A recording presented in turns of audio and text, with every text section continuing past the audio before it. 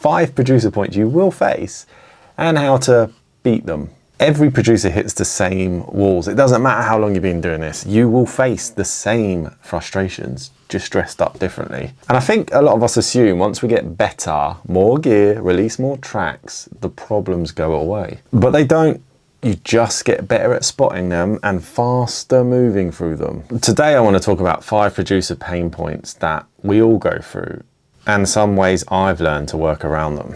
Not from a guru point of view, but just from experience. I've been stuck in every single one of these at some point. Some of them this week, to be honest. Numero uno, the loop trap. You know that moment when you make an 8-bar loop and you think, this is the one? You add layers, automate some filters, EQ a bit of this and that. And before you know it, hours have passed and you actually haven't got to bar 9. That's the loop trap. It feels productive, but really you're just polishing an idea that hasn't actually grown yet. Say you've got a simple sketch, 8-bar loop like this. What some people do, add a marker track. Most stores probably have something similar. This is Cubase 14. Move that to the top. We're going to pencil in intro. And let's say we're going to run the intro for 4. Yeah, why not? And then we're going to do verse 1. We're going to do a sweet 16 for verse 1. Then we're going to do chorus. We're going to run that for, say, 8. And then we're going to do verse 2. I'm just flying through this to give you the principle. Another 16, which is 45. And then we're going to do chorus. Maybe we'll do bridge. And then chorus, outro, blah, blah, blah, blah. And we can start to see, and also these are mapped to our number pad, which is pretty cool. We can skip. Anyway, we can start to see a very loose arrangement. So we can just copy what we've got over all the way to the end. Doesn't matter for now. We can just start to do a rough layout. We want to kind of force structure early. So just after 30 minutes of looping, stop. Just get down a structure. That really will help you finish. And we know now, look, intro, none of this is clearly named, but these are drums down here. Intro, we don't want no drums. We don't want that vocal chop. We don't want the bass. We just want maybe that sample. And then the verse, we probably want to drop drums, bass. We don't want these vocal chops. So we're getting somewhere already. We're going to run this for 16, like we spoke about. Chorus comes in. We're going to go back to verse. We'll probably drop out that vocal chop again. Bearing in mind this is a very loose sketch and not a few sounds. Obviously, we need to decorate this entire track. But for now, we just want a really simple layout. Right, bridge. Probably going to change up the bass. Maybe we drop out that pad sample for once. And we'll work on something new there, right? And then we come back to the chorus. And then we're out, man. So already, right, within seconds, I have a rough arrangement here. There are other ways to do this, right? You could just take an audio track and you could literally just draw the parts in. Like if you prefer the visual of something being that big, you could do that and just name a blank audio. We could just do intro. And then we could copy that over. We could just drag that out, change the bloody color. So we know our verses are in orange. Do you know what I mean? And then we could do something like that, and then so on. Seeing a full timeline, even if it's repetitive, tricks your brain into arrangement mode rather than loop mode. It's like a mental reset. It genuinely does help because I can think, already seeing this, I know, okay, I've got to prepare for this hook. Maybe we're going to add some more elements. Some vocals, obviously, layer that shit up, see what we can get going. You know, mute elements like I've done here. Drop the drums out, drop the bass out, whatever. Just start to get a rough arrangement. Once we stretch this loop out, we can stop decorating, we can start storytelling, and that's when a loop stops being a loop and becomes a track. Number 2, comparison fatigue. What do I mean by that? You open Spotify, you hear someone else's track, and instantly think, mine sounds shit. The mix, the drums, the vocals, all better. The problem isn't listening, it's comparing your work in progress with someone else's master. That's like comparing a half-cooked recipe to a finished meal. I need to work on that analogy. Bring that reference track in. I can't play it to you because of YouTube copyright, obviously, but you can see this visually. So perhaps we're gonna just put a high pass filter on and just look at one element so it's not too overwhelming. So maybe we just want to look at the kick drum and the bass and where that sits and how much punch there is.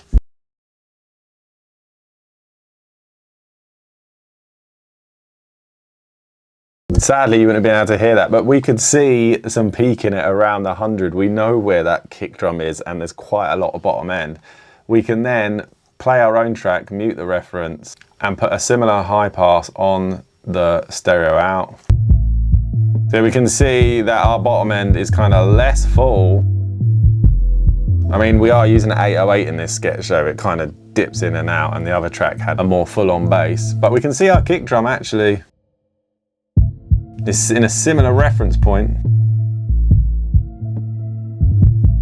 Then we can have a quick look at the overall. And so when we play the reference, which I'll have to mute,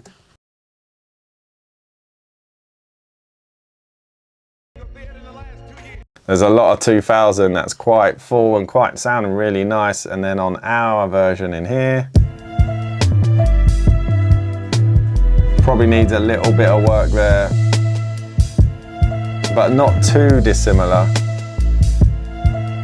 We want to use references really as lessons, not judgment, and just a reference to help us, to steer us in the right direction. Obviously, we want to make sure to turn the reference track down until we level match your stereo out. Loudness, as we know, tricks the brain. Level match comparisons will make us focus on tone and not volume. But you know, remember, we are comparing our sketch to someone's master, and a master of a very big record that would have been worked on by some good engineers. So yeah, when I stopped comparing mixes and spent time dissecting them, I started to hate my own music a lot less. Number 3, option overload. Sometimes it's not that you've got no ideas, it's that you've got too many. Thousands of samples, 55 billion plugins, hundreds of unfinished projects. And every time you try to commit, that little voice says, what if there's a better sound?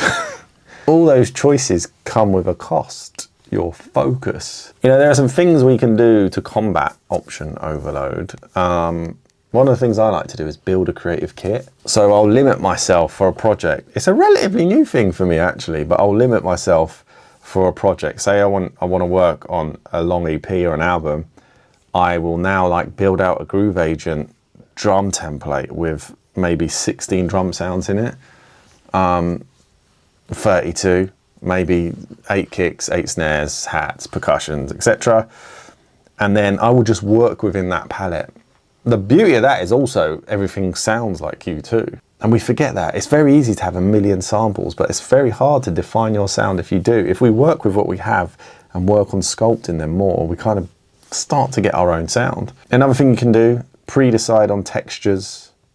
You know, you might think of 3 adjectives like warm, dusty, minimal. That sounds like me, to be honest. Everything I kind of sample or pick has to match that mood. If not, bin. Really do think deleting your safety net sometimes can really help. Take the MIDI keyboard out of the equation and put your sample folders out of reach or much harder to get to. The fewer decisions you can make, the faster you'll get to the ones that matter. So I think it's like, you know, limitation isn't about restriction, it's about removing all the maybes so you can actually get to the yes for. You know that feeling when the track's basically done but you just keep tweaking? The hi-hat's too bright, the kick's too soft. Maybe a new plugin will fix it. Maybe this super duper compressor I've just found will change my life. You end up with final mix 56.2 and you still can't call it finished. Some things you can do to combat perfection paralysis. You can set false deadlines.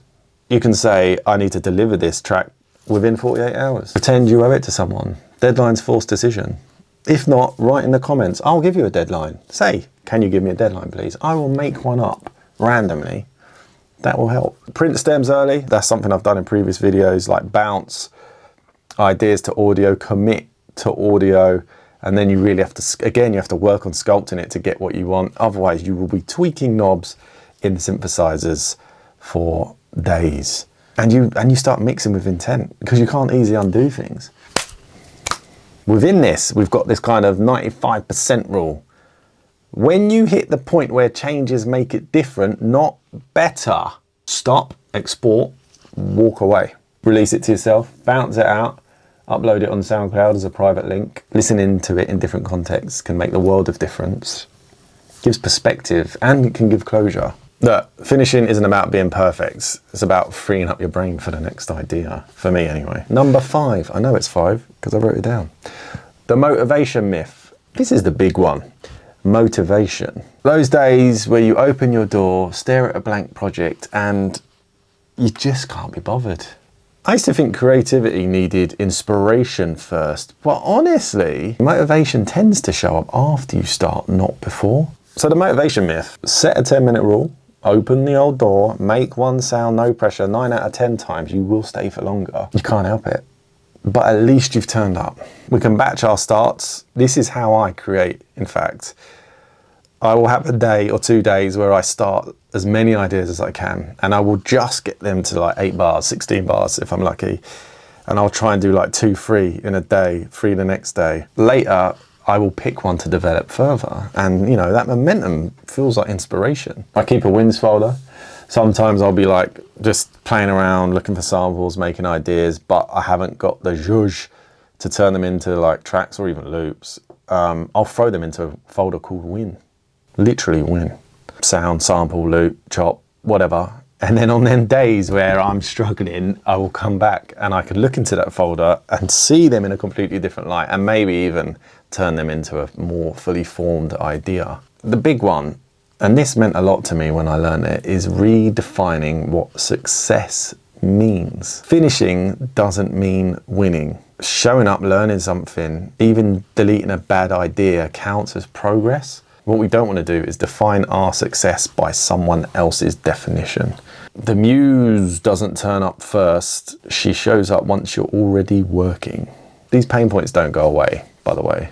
But every time you recognize one, it means you're getting better. Every producer goes through these same cycles. Getting stuck in loops, comparing, overthinking, feeling unmotivated. But over time I've realized they're not obstacles, they're checkpoints. Each one can teach you something about how you work. And they don't go away, you just get better at recognizing them. So I guess what I'm trying to say is the next time you hit one of these walls, don't fight it, just notice it. And that's kind of how you know you're still growing. I'm Johnny, professionally known as Mitekiss, producer. Subscribe if you want to keep figuring this out with me. Peace.